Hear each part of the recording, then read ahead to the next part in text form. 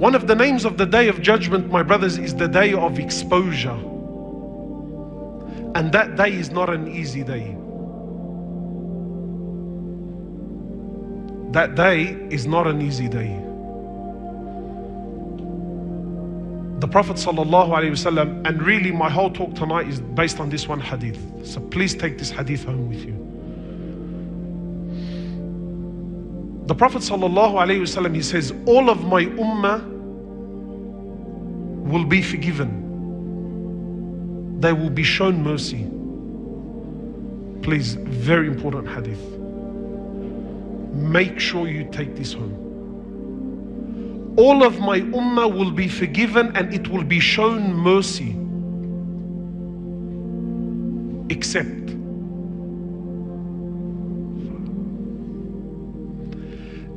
the ones that did their haram openly, publicly. For these people, irrespective of whether it was a major or a minor sin, irrespective, they did their haram openly in front of people with no shame. The Prophet says, sallallahu alaihi wasallam, for them there is no rahmah. And then he, sallallahu alaihi wasallam, in the authentic hadith, he continues on to give an example. He said, he is like the one who did his haram in the cover of night, and Allah provided a blanket over the haram that he did. Yani Allah covered it for him. Then in the morning he wakes up and he tears up the blanket that Allah put over his sin, and he starts to tell the people, wallah, I did this and I did this and I did this. For this person there is no rahmah. And we need to understand, my brothers, again, we've established we all do wrong, we all make mistakes, we know this. But the person that does his sin openly, publicly, with no shame, he tears up the cover that Allah provided for him. The Prophet ﷺ is saying, for this person there is no rahmah for him on the Day of Judgment. So let me give you an example, because this is very important. Wallah, I'm not picking on the sin, so please, again, I'm not picking on the sin, I'm just using this particular sin as an example. Smoking, for instance. I understand many brothers, they started smoking when they were young. It's a bad habit. Wallah, sincerely from my heart, I ask Allah to make it easy for all brothers and sisters that smoke, to make it easy for them. I understand it's a very disgusting habit, it's a very expensive one. Anyway, you smoking is a sin. Some of the ulama say that it's a minor sin, it's not something. You smoking is a minor sin.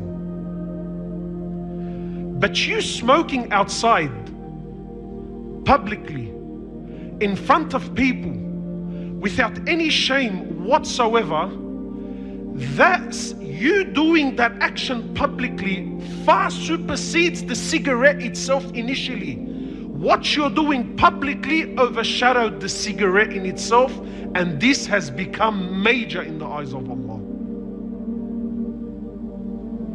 Because we have a responsibility of protecting our community and the society in which we live in.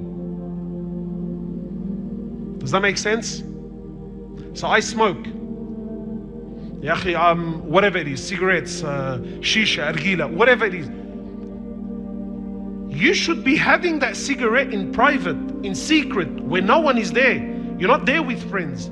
You're supposed to be having that cigarette, and you're supposed to be feeling ashamed about it. Maybe you have an addiction, brother, wallah, I'm trying to get rid of it, it's difficult. But when I start smoking my cigarette with friends, and we're giggling and we're laughing and other people can see us, and I'm smoking in front of my kids, this is far worse than smoking. And these are the actions that, when a'udhu billah, will lead us to have no rahmah from Allah. And wallah, my brothers, we don't want this. So if you have habits, we all do, we all have things that we're not proud of, we all have things that we're ashamed of. But you have to be cautious that I do what I do secretly, behind closed doors, and that I don't openly expose this. Because in openly exposing it, guess what? It becomes worse than the sin itself.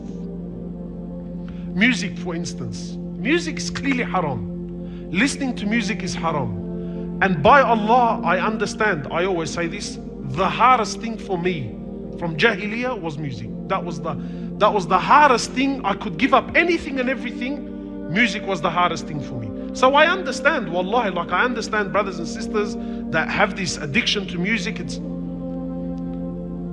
But when I'm driving in my car and I have my windows down and I have the music out so that others can hear,